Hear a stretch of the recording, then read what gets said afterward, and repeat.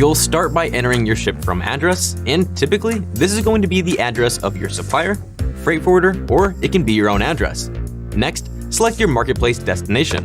If you're only selling in the United States, you'll just have this one option here. Otherwise, if you're selling outside of the United States, make sure to select the country that you're selling in.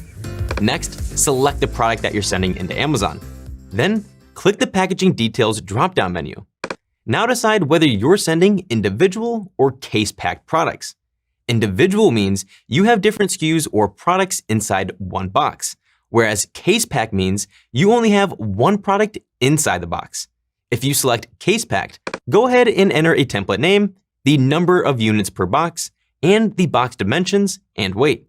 But don't worry, all this information can be provided by asking your supplier. Lastly, click this drop-down menu to check if your product has any specific prep requirements. Make sure you carefully look through this list, and if your product falls under one of the categories, you'll then select who is prepping your units. All Amazon cares about is whether it's Amazon or someone else.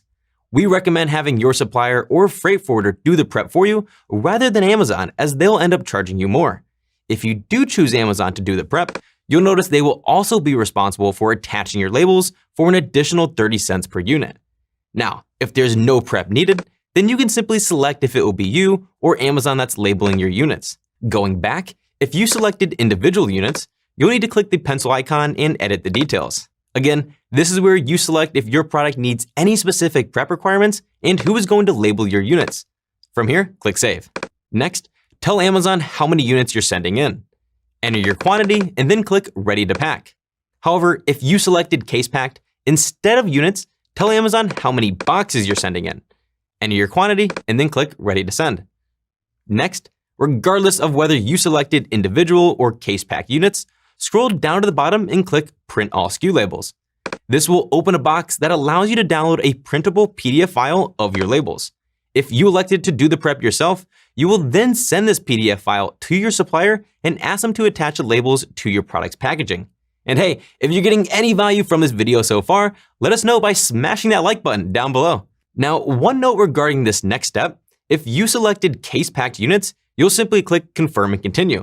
This will skip you past an additional step needed for individual units. So we'll go through that process right now and come right back to this section in just a moment. For individual units, you'll see the option to click Pack Individual Units. From here, tell Amazon how many boxes you're sending in. If everything fits into one box, select the first option. Click Confirm, then type in the dimensions and weight of your box.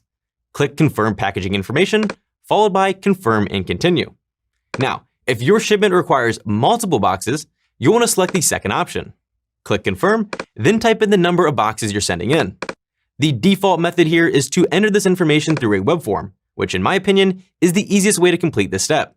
However, you can also choose to enter it through an Excel file, or you can even have Amazon manually process your boxes, which they can do, but for an additional 30 cents per unit. Going back to the web form, enter the number of boxes you're sending in, then click Open Web Form. Here, enter how many units are inside of each box. And again, all of this information can be provided by asking your supplier. The last step here is to enter the weight and dimensions of each box.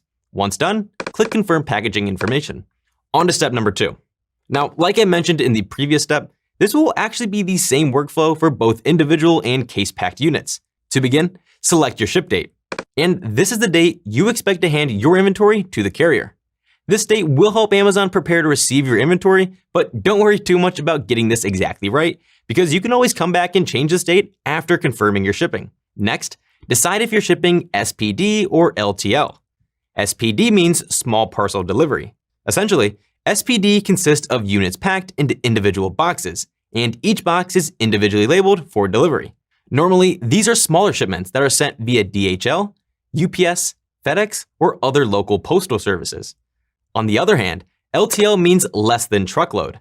LTL deliveries consist of multiple shipping boxes transported together on pallets. Typically, shipments that weigh less than 150 pounds are cheaper sent by SPD, and for anything heavier than that, it's best to use LTL. Next, Amazon will now tell you what fulfillment centers to ship your products to. Below, you'll see a shipping price for selecting Amazon's partnered carrier, which in this case is UPS. We recommend choosing this option as Amazon offers discounted shipping rates, But if you wish, you can also select a non-Amazon partnered carrier from this drop-down menu. Just be aware if you do choose another carrier, you will have to arrange and pay for the shipping yourself. After making your selection, go ahead and click Accept Charges and Confirm Shipping. The last step here is to print out your FBA box labels. Click Print, and this will open a PDF file. You want to save this file and send it to either your supplier or freight forwarder. Once they attach the labels and ship your product, you can come back to this page and click Mark All as Shipped. Now, while waiting for your shipment to arrive, you can go back to the shipping queue page and track the status of your shipment.